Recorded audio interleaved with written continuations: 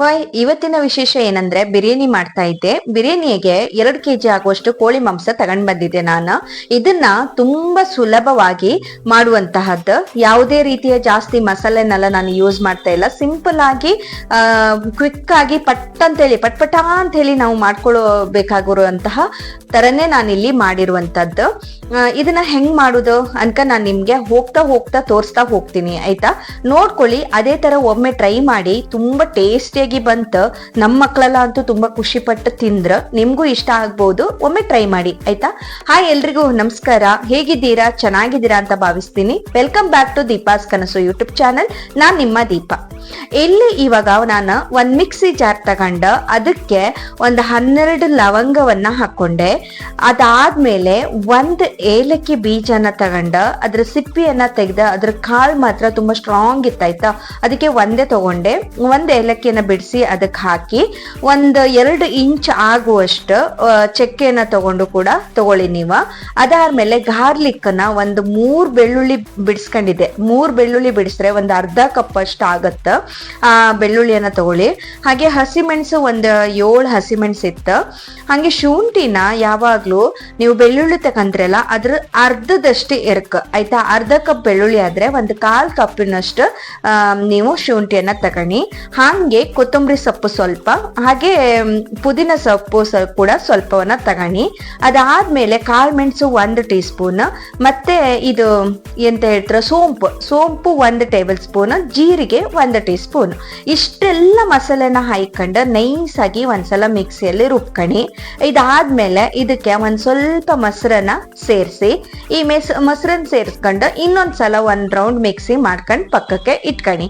ಈಗ ನಾನಿಲ್ಲಿ ಕೋಳಿ ಮಾಂಸ ತಂದಿದ್ನಲ್ಲ, ಈ ಕೋಳಿ ಮಾಂಸಕ್ಕೆ ಸ್ವಲ್ಪ ಕಲ್ಲುಪ್ಪು ಆಮೇಲೆ ಅರಿಶಿಣ ಹಾಕಿ ಕಲಸಿ ಇಟ್ಕೊಂಡಿದ್ದೆ, ಆಯ್ತಾ? ನೀವು ಈ ತರ ಮಾಡಿ.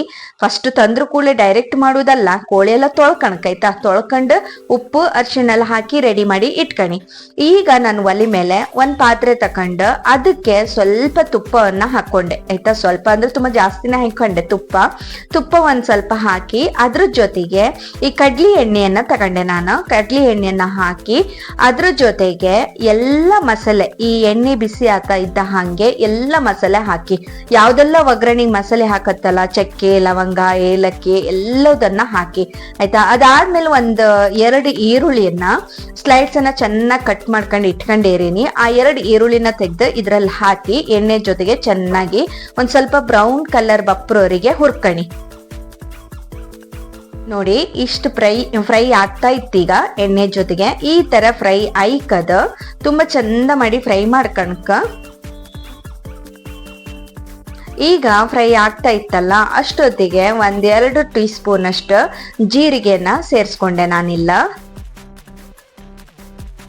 ಇದನ್ನು ಕೂಡ ಒಂದ್ಸಲ ಸ್ವಲ್ಪ ಫ್ರೈ ಮಾಡ್ಕಣಿ.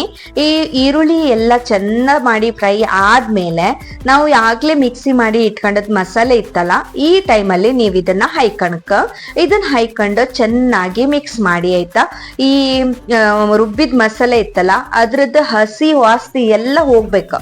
ಅಲ್ಲಿ ತನಕ ನೀವು ಎಣ್ಣೆಯಲ್ಲಿ ಫ್ರೈ ಮಾಡ್ಕಣಕ ಗಡಿಬಿಡಿ ಮಾಡ್ಕೊಂಡು ಮತ್ತೆಲ್ಲ ಐಟಮ್ ಹಾಕ್ತಾ ಹಪ್ಪಕ್ಕಾಗ ಹಸಿ ವಾಸನೆ ಹಾಪ್ರವರಿಗೆ ಚೆನ್ನಾಗಿ ನೀವು ಫ್ರೈ ಮಾಡ್ಕಣಿ. ಫ್ರೈ ಆದ್ಮೇಲೆ ಅದಕ್ಕೆ 1 ಚಮಚೆಯಷ್ಟು ಖಾರದ ಪುಡಿ, ಆಮೇಲೆ 1 ಚಮಚೆಯಷ್ಟು ಗರಂ ಮಸಾಲ ಪುಡಿ ಇದ್ರೆ ಸೇರ್ಸ್ಕಣಿ. ಅದೆಲ್ಲ ಆದ್ಮೇಲೆ ಒಂದ್ಸಲ ಫ್ರೈ ಮಾಡಿ. ಅದೆಲ್ಲ ಆದ್ಮೇಲೆ ಮತ್ತೆ ನಾವು ಕೋಳಿ ಮಾಂಸನ ರೆಡಿ ಮಾಡಿ ಇಟ್ಕೊಂಡಿತ್ತಲ್ಲ ಅದನ್ನ ಹಾಕಿ ಆ ಮಸಾಲೆ ಜೊತೆಗೆ ಚೆನ್ನಾಗಿ 1 ರೌಂಡ್ ಮಿಕ್ಸ್ ಮಾಡ್ಕಣಿ, ಆಯ್ತಾ?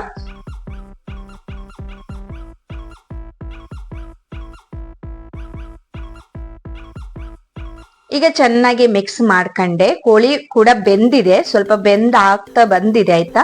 ಆ ಟೈಮಲ್ಲಿ ನಾನಿಲ್ಲಿ 1 kg ಆಪಷ್ಟು ಅಕ್ಕಿಯನ್ನ ತಗೊಂಡು ತೊಳೆದು ಒಂದ್ ಸ್ವಲ್ಪ ಹೊತ್ತು 10 ನಿಮಿಷ ನೆನ್ಸ್ಕೊಂಡಿದ್ದೆ ಅಷ್ಟೇ ನೀರಲ್ಲಿ. ಇವಾಗ ಆ ನೀರನ್ನೆಲ್ಲ ಬಸ್ದು ಬರೀ ಅಕ್ಕಿಯನ್ನ ನಾ ಈ ಚಿಕನ್ ಜೊತೆಗೆ ಅರ್ಧಂಬರ್ಧ ಬೆಂದಿತ್ತು ಚಿಕನ್ ಅಷ್ಟೇ, ಆ ಚಿಕನ್ ಜೊತೆಗೆ ಈ ಅಕ್ಕಿಯನ್ನ ನಾನು ಸೇರಿಸ್ಕೊಂಡು ಚೆನ್ನಾಗಿ ಮಿಕ್ಸ್ ಮಾಡ್ಕಣಕ.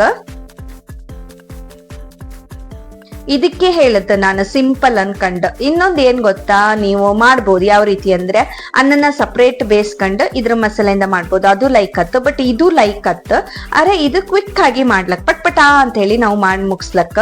ಈಗ ನೀರ್ ಹೈಕೊಂಬತ್ತಿಗೆ ನೀವು 1 kg ಅಕ್ಕಿಗೆ ಒಂದ್ ಕೆಲ್ಸ 3/4 kg ನೀರ್ ಹೈಕೊಂಡ್ರೆ ಸಾಕತ್ತು. 3/4 ಲೀಟರ್ ನೀರ್ ಹೈಕಣಿ, ಯಾಕಂದ್ರೆ ಸ್ವಲ್ಪ ಕಡಿಮೆ ಹೈಕೊಂಡ್ರೆ ಪರವಾಗಿಲ್ಲ. ಈ ನೀರನ್ನ ನಾವು ಬಸುದಿಲ್ಲ, ಅದ್ ಹಂಗೆ ಬತ್ತಿ ಹೋಯ್ಕ, ಹಂಗೆ ಸ್ವಲ್ಪ ಕಡಿಮೆ ಹೈಕೊಂಡ್ರು ನಡೀತಿಲ್ಲಿ ಆಯ್ತಾ. ಸ್ವಲ್ಪ ತಳ ಹಿಡಿದಿದ್ದಂಗ್ ಕಣ್ಕಣಿ. ಅದಾದ್ಮೇಲೆ ಈ ತರ ಚಂದ ಮಾಡಿ ಮಿಕ್ಸ್ ಮಾಡ್ಕೊಂಡ್ರೆ ರೆಡಿ ಆಯ್ತು ನೋಡಿ. ಈಗ ಈ ಅಕ್ಕಿ ಹಾಕಿ ಎಲ್ಲ ಹಾಕಿ ರೆಡಿ ಆಯ್ತು. ರುಚಿಗೆ ತಕ್ಕಷ್ಟು ಉಪ್ಪನ್ನ ಕೂಡ ಹಾಕಿ ಆಯ್ತು. ಇದನ್ನ ನೀವು ನೀರ್ ಬತ್ತು ತನಕ, ಅನ್ನ ಬೇಯೋ ತನಕ ಚೆನ್ನಾಗಿ ಸಣ್ಣ ಹುರಿಯಲ್ಲಿ ಬೇಯಿಸ್ಕಣಿ. ಬೆಂದಾದ್ಮೇಲೆ ನೋಡಿ ಇದು ಈ ತರ ಬಂದಿರತ್ತೆ ನೋಡಿ. ನಮ್ ಬಿರಿಯಾನಿ ಈಗ ತಿಂಬಕ್ಕೆ ಘಮ ಘಮ ಅಂತ ಹೇಳಿ ರೆಡಿ ಆಯ್ತು. ಮಕ್ಕಳೆಲ್ಲ ಕಾಯ್ತಾ ಇದ್ರು. ಸೊ ನಿಮ್ಗೂ ಒಂದ್ಸಲ ಟ್ರೈ ಮಾಡಿ ಹೆಂಗ್ ಬಂತ ಅನ್ಕ ನಂಗೆ ಕಮೆಂಟ್ ಅಲ್ಲಿ ತಿಳಿಸ್ಬೋದಾಯ್ತಾ. ಕಮೆಂಟ್ ಯಾರು ಮಾಡಲ್ಲ, ಪ್ಲೀಸ್ ಕಮೆಂಟ್ ಮಾಡಿ, ನನ್ಗೂ ಖುಷಿ ಆಗತ್ತೆ. ಹಾಗೆ ನಿಮ್ಮ ಅನಿಸಿಕೆನ ಕಮೆಂಟ್ ಮೂಲಕ ತಿಳಿಸೋದ್ರ ಜೊತೆಗೆ ಈ ವಿಡಿಯೋ ನಿಮ್ಗೆ ಇಷ್ಟ ಆದ್ರೂ ಕೂಡ ಒಂದು ಲೈಕ್ ಕೂಡ ಮಾಡಿ, ಫ್ರೆಂಡ್ಸ್ ಫ್ಯಾಮಿಲಿ ಜೊತೆ ಶೇರ್ ಕೂಡ ಮಾಡಿ. ತುಂಬಾ ಟೇಸ್ಟಿಯಾಗಿ ಬಂದಿತ್ತು, ತುಂಬಾ ರುಚಿ ಇತ್ತು. ಒಮ್ಮೆ ಟ್ರೈ ಮಾಡ್ಲಕ್ಕ ಆಯ್ತಾ. ಇನ್ನೊಂದು ವಿಶೇಷತೆ ಜೊತೆಗೆ ನಾನ್ ನಿಮ್ಗೆ ಮತ್ತೆ ಸಿಗ್ತೀನಿ. ಅಲ್ಲಿ ತನಕ